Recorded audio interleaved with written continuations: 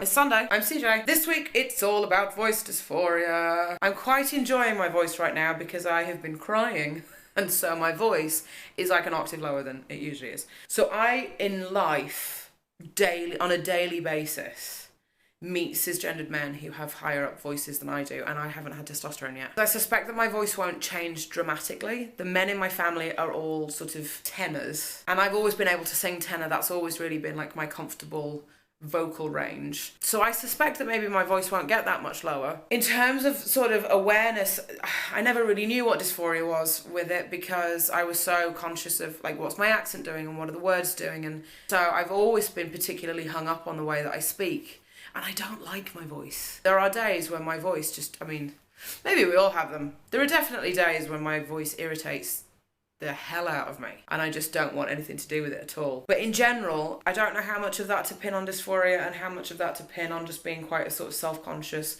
awkward human being. My number one peeve with people is when they will say things like, oh, you're trans, well, your voice doesn't sound very trans. And I'm like, I do not know what that means except that you're a dickhead. This science, I feel like, you know what, I'm gonna just say, like, we have to break this science where trans people feel like they've got to somehow be better men than cisgendered men. Because it's bullshit, I don't like it, it makes me really uncomfortable, and it's super unfair. And it's not unfair on me because I'm not gonna live by those expectations, but it's unfair on anybody who is attempting to live that way. Because can you just live? Like, it is so hard to get by right now. It isn't like you need any extra help keeping you down or keeping your life difficult. I understand where the desire comes from and I understand all of that. And I get it. I get that passing is the goal and everybody's really invested in making sure that they're as binary as possible in that way, but also you don't have to be. You are no less a man if you have a high-pitched voice. You are no more a woman if you have a high-pitched voice. There just is no. And voices, it's like the ability to sing. If you're lucky, you'll have a voice. And some people just have voices that it's like, how did you get that many nails on that many chalkboards? And then other people just have voices where you're like, please speak to me for forever because your voice is beautiful. I think most of us fall somewhere in between that, depending on the day. But letting voice dysphoria win, I mean, I know we don't pick it. And I know that the way that I'm phrasing it is very sort of contentious.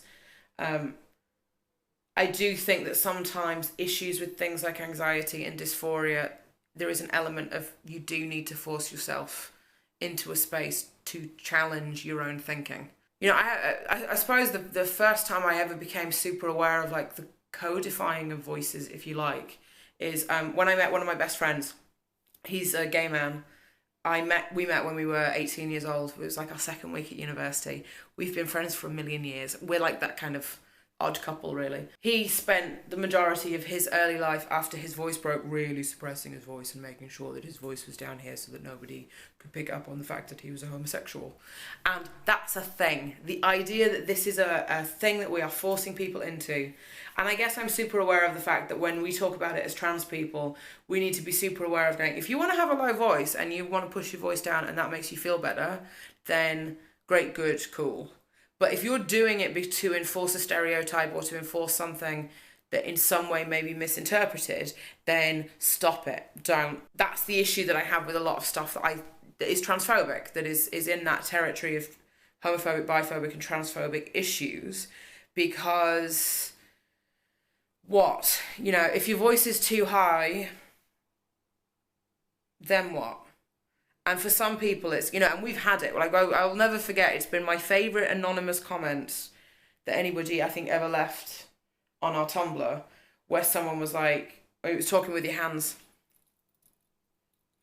And it was someone going, you know, you can only talk with your hands if you are a gay trans man, because otherwise then it's not acceptable. And to anybody with that line of thinking, and to anybody who says that, like, please don't say it to yourselves. You deserve better. You don't have to think like that. It doesn't have to be that way. Look after you and make sure that you're being as nice to you as possible, because it's really hard to get by in life when someone keeps being mean to you. If you say it to other people, you're a giant douchebag and your attitude needs to be checked. And fuck off with that kind of thinking, because I'm not here for it. I do passionately believe that if you are projecting your self-loathing onto other people because of something that you have like a personal issue with, you need to just go away.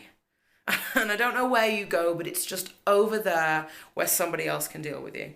Because I'm not here for anything that pushes other people down. We don't need to get ahead by standing on other people's heads. This is the thing, it's the issue that I understand not being happy with your voice in the same way that I understand not being happy with your body. We all have to sort of navigate our own personal experiences of how we get through this particularly weird time for us. But I do think that we need to be mindful. I do think as trans people we need to be mindful. I think we have to be super aware of what we're saying about people. I think we have to also be aware of our place within a wider issue of discrimination and the sorts of things that we're saying. Like, is it that I don't want a high-pitched voice because I don't want someone to think that I'm a gay man? Which, I've got no problem if someone wants to think I'm a gay man. I can think of a list of gay men that are totally welcome to think I'm a gay man if they like. But I think if it's an issue that you have, and if it's something that you're so concerned about, you're projecting it onto other people, then perhaps just start to be kinder to yourself and realign your thinking a little bit and consider maybe some other routes that don't go down the beating yourself up because you can't be perfect.